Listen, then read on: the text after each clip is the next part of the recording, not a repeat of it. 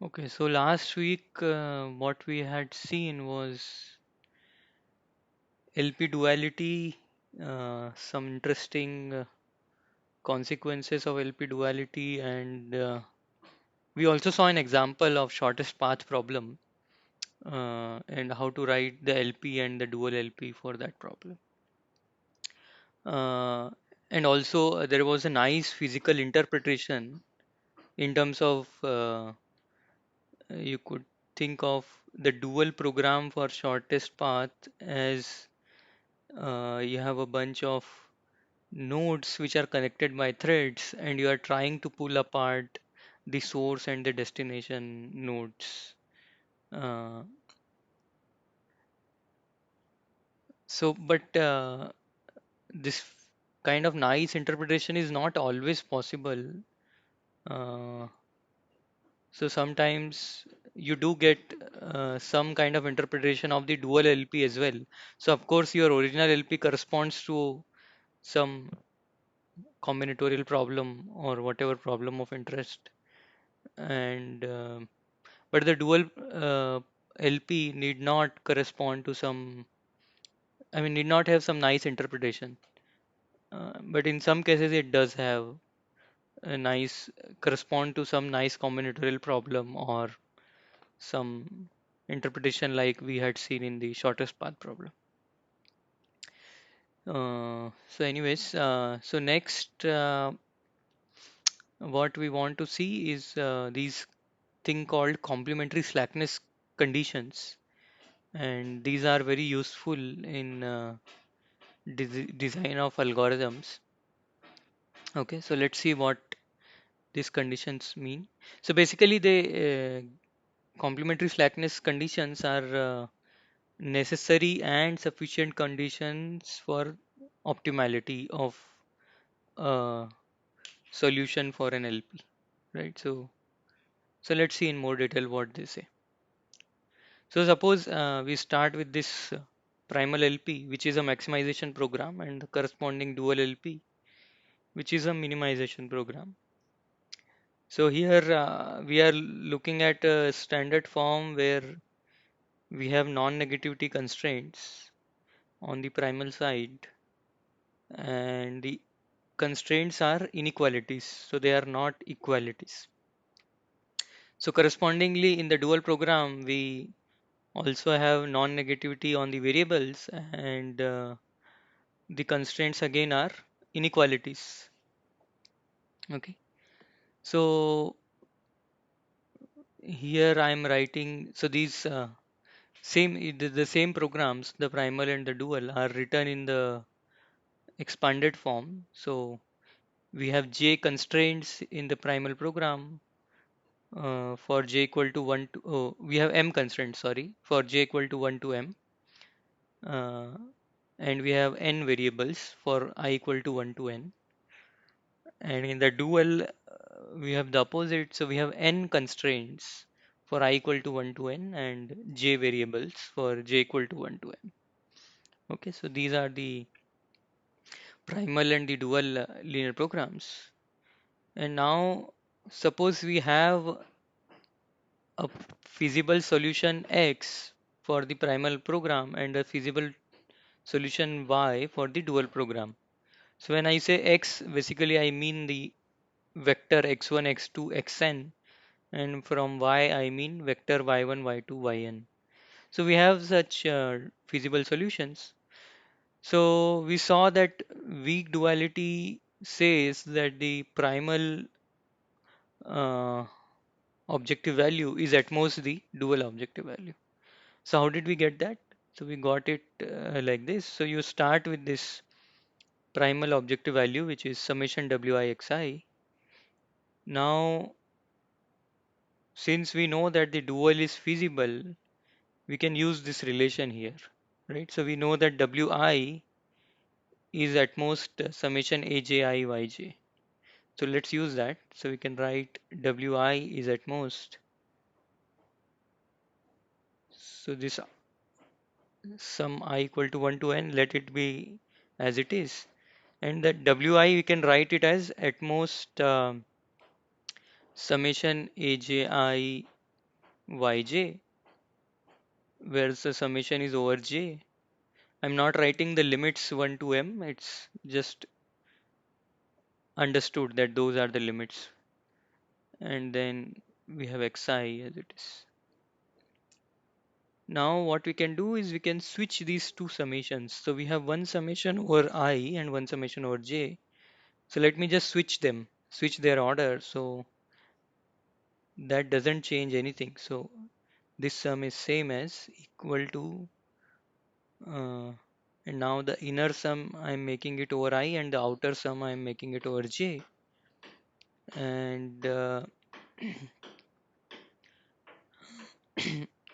then I can write the inner sum as summation Aj I xi, and the variable yj I can write outside. Okay, and finally from this point, now this summation Aj xi, I know xi is a feasible variable, a feasible solution. X is a feasible solution for the primal program. So this quantity summation Aj xi, I know is bounded by bj. So I can use that inequality, and I can write that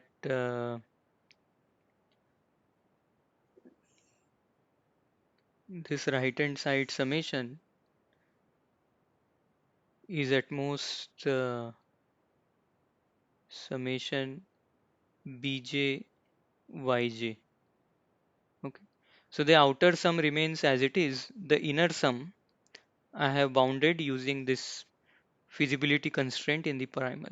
Okay.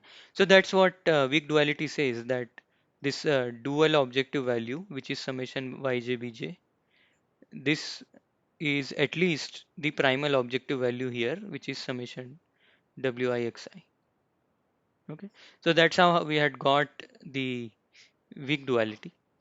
And now, uh, so the same thing here is written in the matrix vector form. So it's much easier to express that. So basically, we are saying that the W transpose X, this quantity, is at most Y transpose AX. So this we get by simply this inequality here, A transpose Y at least W. And then here you can apply AX less than equal to B. And you'll get that this quantity is less than equal to Y transpose B. Okay, so this is weak duality. And now what does strong duality say? Strong duality says that if you have optimal solutions, so if X star and Y star are primal optimal and the dual optimal solutions, then these objective values are equal. So in that case, this primal objective value becomes equal to the dual objective value. And in that case, this basically the equality holds throughout this equation here, right? Um, so all these four quantities written here, they are all equal to each other when X star and Y star are the optimal solutions. So that's what strong duality says. Okay. So we'll see some consequences of this strong duality. And so basically, these two equalities will give us some interesting conclusions. Okay. So let's first look at this right hand side equality here, right? So we have this inequality here, right hand side, and we know that for the optimal solutions, it becomes an equality. Okay, so let's write it as an equation. So we write here summation j, the outer sum is over j, and the inner sum is summation AJI xi star, and this we are saying is equal to summation bj yj star. Okay. Um, so if these two quantities are equal, then what we can conclude is we can bring this whole thing on one side. So we can write, so let's summation j, this outer sum, let it be like, let it remain like as it is, and let's write yj star. And now inside this we can write bj, or let me write it the other way, summation AGI xi star, uh, or let me write it like this, bj minus summation AGI xi star. Okay, so this thing we know is 0. Now observe that the feasibility conditions, the feasibility conditions tell us that these variable yj's, they are always non-negative, right? They are always non-negative.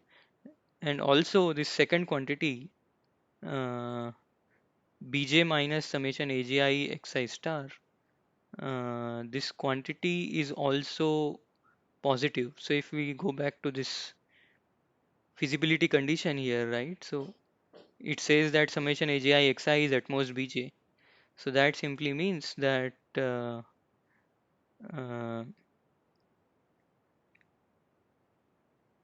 this quantity is non-negative. So now we have this summation uh, where each term in this summation is non-negative, and we are saying that this summation is 0. So that just means that individually each of these term must be 0, right? So we can say from here that uh, for each j, for each j this product is 0. So this product yj star times bj minus summation AGI xi star, this product is 0. And when you say that this Excuse me, product, sir. sorry, Sorry to disturb you. Like, can you explain the equality in the first equation? Sorry, I lost. here, Yes. so it comes from strong duality. So when we are saying x star and y star are primal optimal and dual optimal solutions, then we know that the objective values are equal, Okay, right? like we have assumed the strong duality and then Yes, we are yeah, proceeding. yeah. So we are writing some conclusions from the strong duality. Okay. So from this equality, we get that each term in this summation is 0, and basically this product is 0. So when this product is 0, then you know that either this term should be 0 or this term should be 0. One of the two terms must be 0, right? So, so this is what you can write, that for each j, either yj star should be 0, or this equation should hold, that summation AGI xi star should be equal to bj, right? So remember that for each dual variable, we have a primal constraint correspondingly, right? So basically we are saying that either the jth dual variable should be 0, or the corresponding primal constraint, the jth primal constraint should be tight. So one of these should be true when when we are dealing with the optimal solutions, right? So whenever you take a pair of optimal solutions, this must hold. And this is the complementary slackness condition. So there are other ways to interpret it. So let me tell you another uh, interpretation. So another way you can put the same thing is that whenever your dual variable is non-zero, so whenever it's strictly greater than 0, then the corresponding primal constraint must be tight, right? Because simply because we know that either the dual variable should be 0 or the primal constraint should be tight. So whenever the dual variable is non-zero, then the primal constraint must be tight. Uh, okay, so we'll see. Let's see this thing with the same example we have been looking at, and see what does this mean with this complementary slackness condition mean in this example.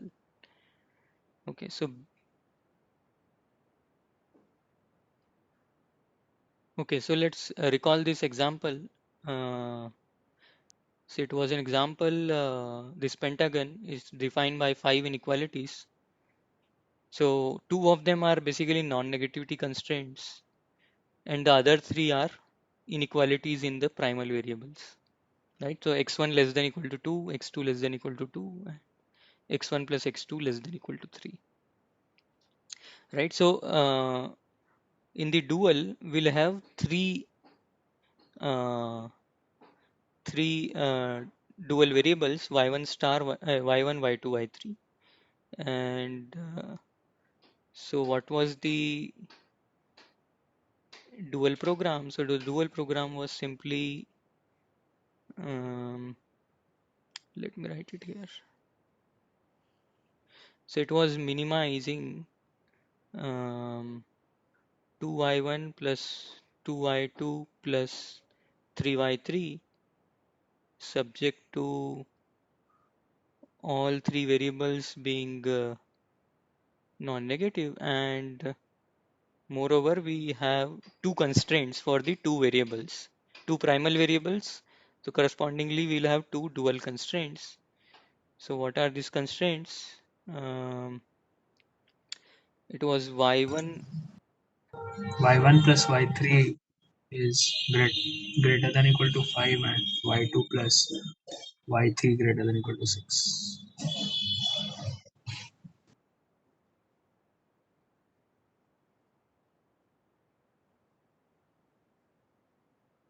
Okay, so these were the two constraints.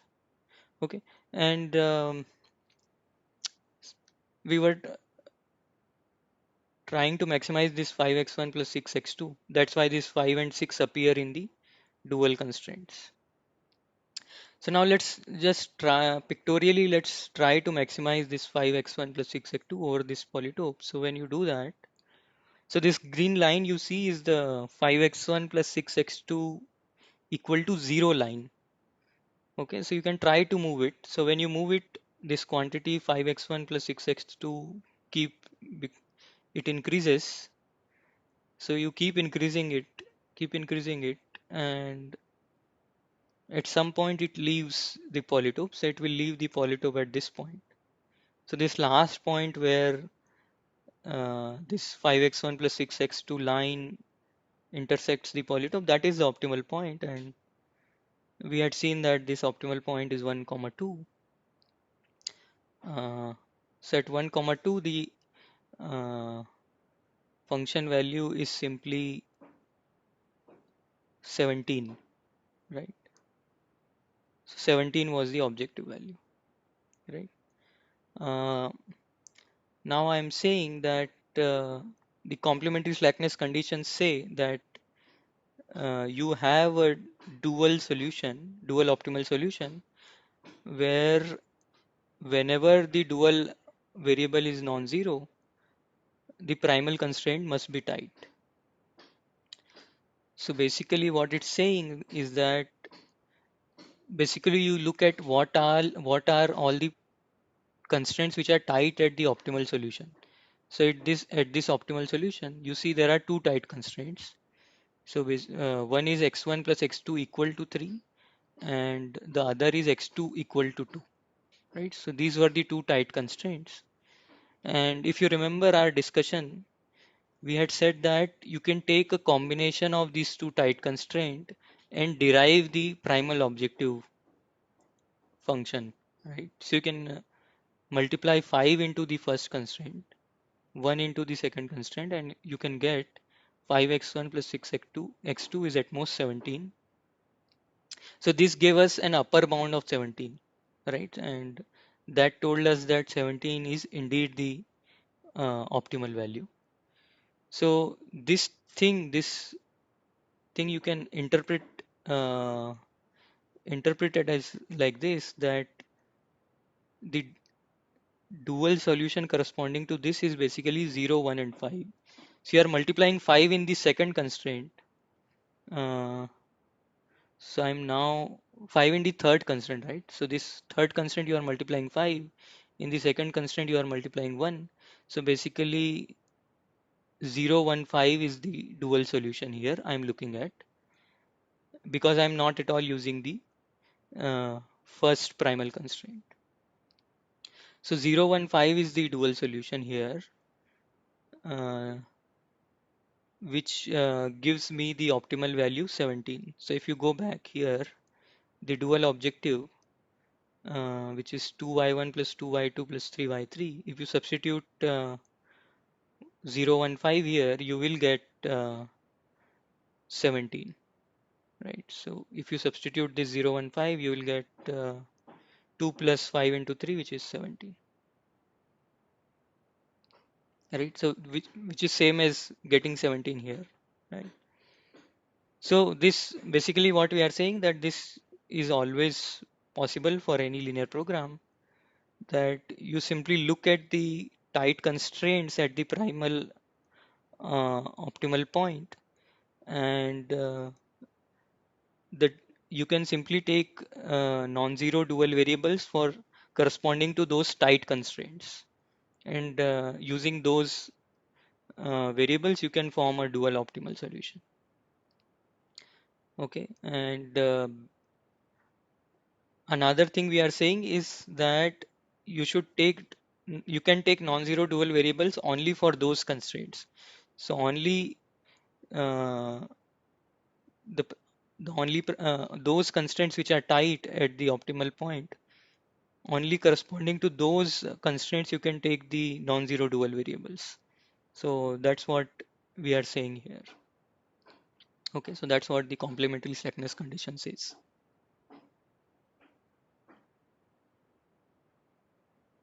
Okay, so what we have seen so far is the one side of the complementary slackness conditions, which was this coming from this right hand side. So we also have this left hand side inequality, which we know now is equality, right? So when we take optimal solutions, this also becomes an equality, and this also gives us some complementary slackness condition. So let's take this equality. Um, so when we take this equality, we have this summation wi xi star equal to this summation, this double summation. And again, we can do the same trick. We can take take everything on one side, take xi star as a common factor. Then it becomes summation xi star, and the inner term becomes summation j aj I yj star minus wi. And now again we can say that from the feasibility conditions, we know that xi star is always non-negative, and we also know that from the dual feasibility conditions, this quantity, this inside quantity, is always non-negative. So basically, when this summation is zero, each term should be zero, and each term should be zero means this product should be zero. So then we can conclude that for each I, either xi star should be zero, or this summation aj I yj star should be equal to wi. So basically we are saying that either the primal variable should be zero, or the corresponding dual constraint should be tight. So one of these things should happen. So in other words, if the primal variable is non-zero, it means that the corresponding dual constraint must be tight, right? So that's what we can conclude. So it's just symmetric to what we had seen with the uh, when we were looking at dual variables and the primal constraints, right? There's the same relation holds between primal variables and the dual constraints. Okay. So if you recall this shortest path problem and our interpretation using the threads, so we were saying that the dual program is simply trying to pull apart the source and the destination node while maintaining the condition that any two nodes the distance between them should not become more than the edge length. And under this constraint, we were trying to pull the source and destination as far as possible, right? And then we saw that when you do that, when you pull them apart as far as possible, then the tight threads, the threads which become tight, are exactly those threads, exactly those edges which participate in the shortest path, right? So basically, this corresponds to this complementary slackness condition that uh, xi star is non-negative. Uh, that implies that the dual constraint is tight, right? So only those edges can participate in the shortest path which have become tight when you pull them, pull S and T as far as possible. Uh, okay, so that's some kind of physical interpretation you can get for the shortest path LP uh, for these complementary slackness conditions. Okay, so let's summarize what we have seen so far. So basically, we are saying that X star and Y star are optimal dual solutions. Then we can conclude these two complementary slackness conditions, which basically say that whenever the dual variable is non-zero, then the corresponding primal constraint must be tight. And whenever the primal constraint is non-zero, then the corresponding dual constraint should be tight. More interestingly, this is an if and only if relation. So uh, not only you get the forward direction, but also the backward direction.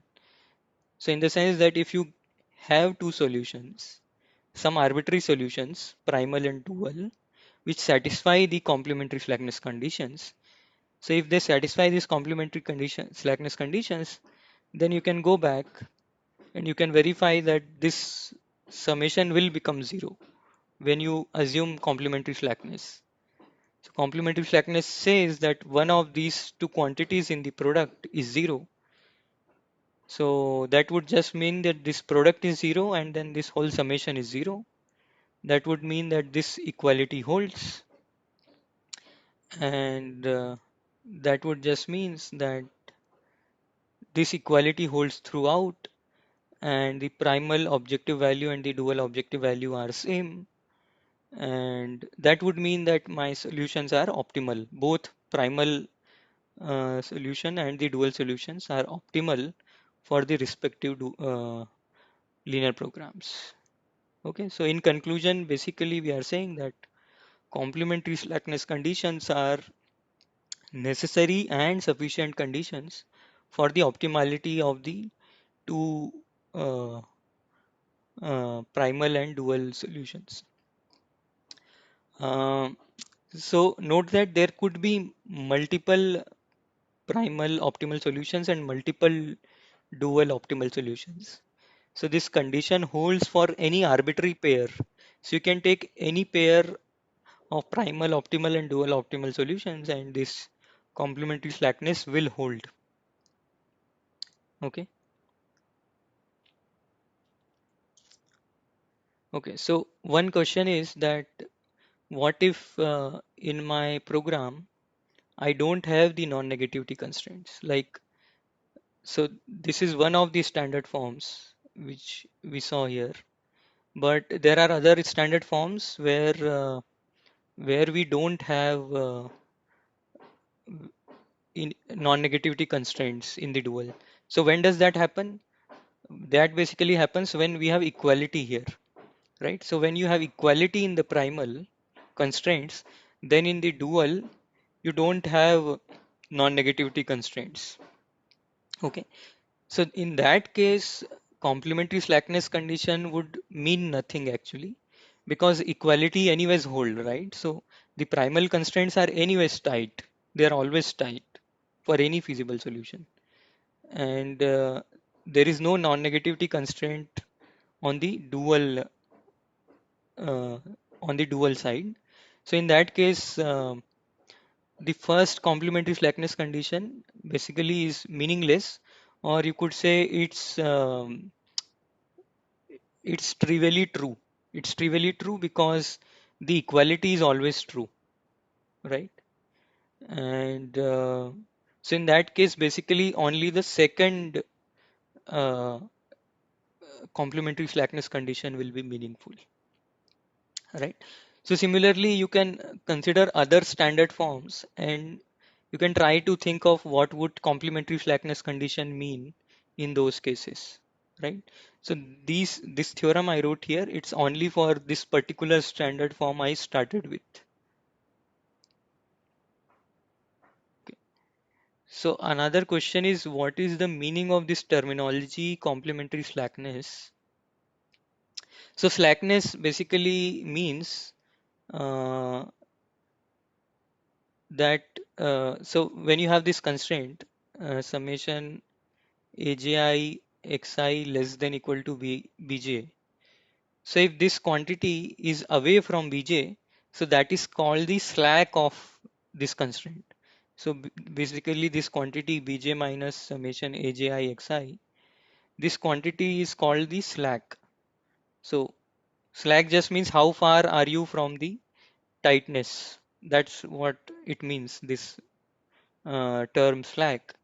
And when we say complementary slackness, we are just saying that this either the uh, primal constraint should have zero slack, or the corresponding dual variable should be zero, right? So in that sense, I mean, that is what complementary slackness means, that one of the two should have zero slack. Either the primal variable or the dual constraint should have zero slack, or and either the dual variable or the primal constraint should have zero slack. Okay, so if we if you remember uh, some point we had discussed that if you take a positive combination of a subset of constraints and try to optimize that combination, uh, then basic basically the optimal points are those points which satisfies for which the same constraints are tight, right? So the complementary slackness conditions are basically saying the other way around also is true, that if you take some arbitrary objective function and try to maximize it, if it is optimized at some particular point, then basically it means that the objective function can be written as a positive combination of those constraints which are tight at that point, right? So there could be multiple constraints which are tight at that point. So possibly your objective function can be written as a positive combination of some subset of those constraints, some subset of tight constraints, but you cannot use any other constraint, any non-tight constraint, and derive that objective function. Okay, so that's what all this is saying. Now, Excuse me, sir. yeah, So, like, is this an alternative proof to the fact that optimal values occur at corners? uh, I'm not sure. Because, like, only the constraints that are there are like the tight constraints. Yes, yeah. So I think so. Basically, the question is that at some point we had said that the optimal set of points for any objective function, they form a face. So are we proving that here? I mean, this complementary slackness conditions, are they saying the same thing in a different way? So I think yes. So we are when we say that for um, there is some dual optimal solution, that just basically means that there are some bunch of tight constraints, which are tight at the optimal solutions, and every optimal solution must satisfy these tight constraints, right? Because complementary slackness conditions hold for every pair of optimal solutions, right? So if you are given particular dual optimal solution, so it corresponds to some primal constraints. Uh, so from complementary slackness, we can conclude that every primal optimal solution must satisfy those constraints with equality, right? So that just means that the set of primal optimal solutions is exactly this set of points which satisfy these particular constraints with equality. So in that sense, the set of optimal points form a phase. Okay, so yeah, so that's true.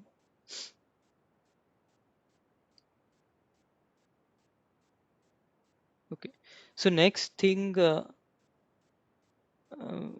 which makes complementary slackness conditions much more useful is the approximate complementary slackness conditions. So we'll see that this will help us in designing approximate algorithms as well. So basically, what you can say is that when the complementary slackness are conditions are only true approximately, then still you can make some conclusion. So you cannot say that your solutions are optimal, but you can at least say that your solutions are approximately optimal. Okay, so what do I mean by approximate complementary slackness condition? So basically, suppose you have some solutions x and y such that uh, whenever yj is greater than 0, then the corresponding primal constraint summation aji xi.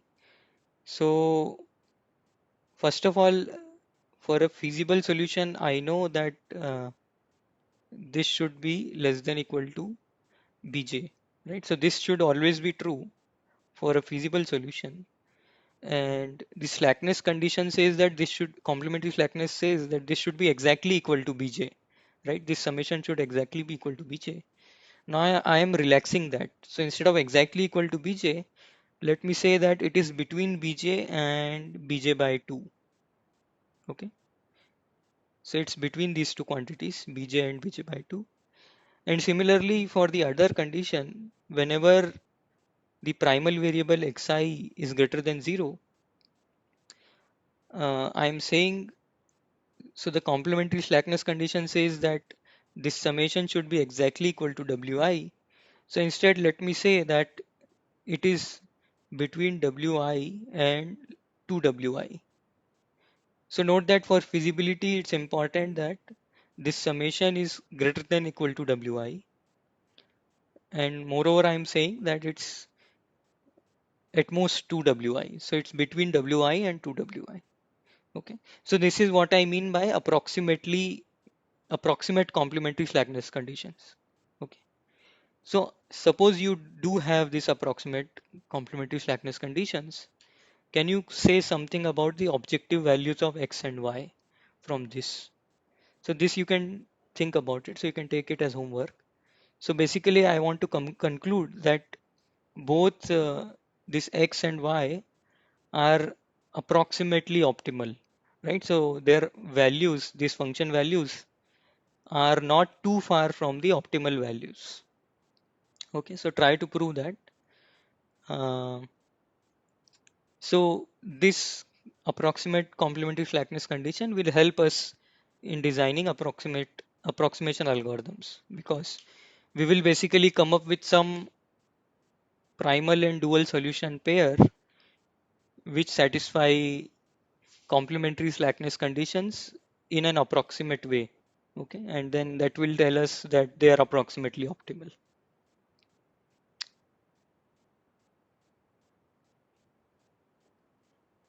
Okay, so so far we have not discussed any algorithms for LP. So we'll slowly start with that. So there is this thing called primal dual schema. So we'll see this in the next class, what this schema means. Uh, so basically, very, it's not an algorithm really for NLP, but it's kind of a meta algorithm uh, to solve linear programs. So meta algorithms, in the sense, it gives some outline of the algorithm, and these there are some parts of the algorithm which are so it doesn't tell you how to do those parts. In some cases, you may be able to uh, do those parts, and in some cases you might not be able to, right? So it depends on the actual problem in hand, whether you are able to apply this primal dual schema or not, right? So if you are able to apply it, then you will you will get optimal solutions. So, and basically it doesn't really give you uh, a way to solve LPs, but it reduces in some sense your problem to a simpler linear program. And then the question would remain that how to solve this simpler linear program. And if you are able to solve that linear program, simpler linear program, then you will get optimal solutions. Okay. So I mean, we'll see this in more detail. What do I mean by all this? Uh, and it will also be useful in design of approximation or online algorithms.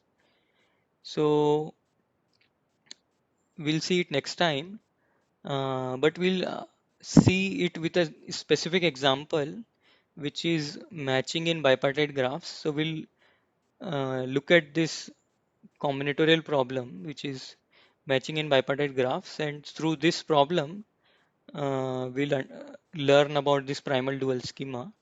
But of course, it can be applied to arbitrary linear programs. Uh, so you'll need to read about what is, if you don't remember what is a matching in bipartite graphs, you should go back and see what is matching, what is maximum matching, and so on. So let me just briefly tell you. So bipartite graphs are graphs where on one side you have two kinds of vertices, and the edges are only from connecting one kind of vertices with the other kind of vertices. And the matching is simply some kind of one matching from the left hand side vertices to the right hand side vertices. So whenever there is an edge, you can match them. So for example, there is an edge between A and D, so you can match A with D, and you can match B with E because there is an edge. Now you cannot match C with F because there is no edge there. And your goal is to maximize this kind of matching while maintaining that one object is matched with only one other object, right? So that's what matching means. You have to maintain this one property. Okay. So in this example, you can see that there is another matching. So if you match A with F, B with D, and C with E, that's another matching. So these pink edges give you another matching with a larger size, right? So here you are able to match everything. So this pink matching is actually called a perfect matching. Okay. Um, so there are many optimization questions around this problem. So one is, can you try to find a maximum matching? So given a bipartite graph, find a matching of maximum size. Another question could be that, can you find a perfect matching? So perfect matching is where you can match everything. You can match every vertex. So there is an augmenting path algorithm to find a maximum matching. So you should read about this. So I will also post some reading, some notes for this. So I will not discuss this algorithm in detail, and I will expect you to read this algorithm on your own. And I will just use this, the conclusions, whatever conclusions are there from this algorithm uh, in this primal dual schema. Okay, so you should read about this. Also read about this Hall's theorem. Okay. Uh, so basically what Hall's theorem says is that if there is no perfect matching possible in a graph, then there exists a subset of vertices on the left hand side such that it doesn't have enough neighbors, right? So the number of neighbors of that particular subset is less than the its own size, right? So for example, look at this graph. So in this graph, if you see, if you consider this set S of two vertices, it has only one vertex as a neighbor, right? So clearly the a perfect matching is not possible here because you don't have enough neighbors for these two vertices. So the theorem is saying that it's always true that whenever there is no perfect matching, then you can find such a set S which doesn't have enough neighbors, right? So it needs at least as many neighbors as its own cardinality, but it won't be possible for this particular set. Okay. So the proof of this theorem goes via the augmenting path algorithm, and that's what you should see. So you should see the augmenting path algorithm and its proof via the proof of Hall's theorem via this algorithm. Okay, so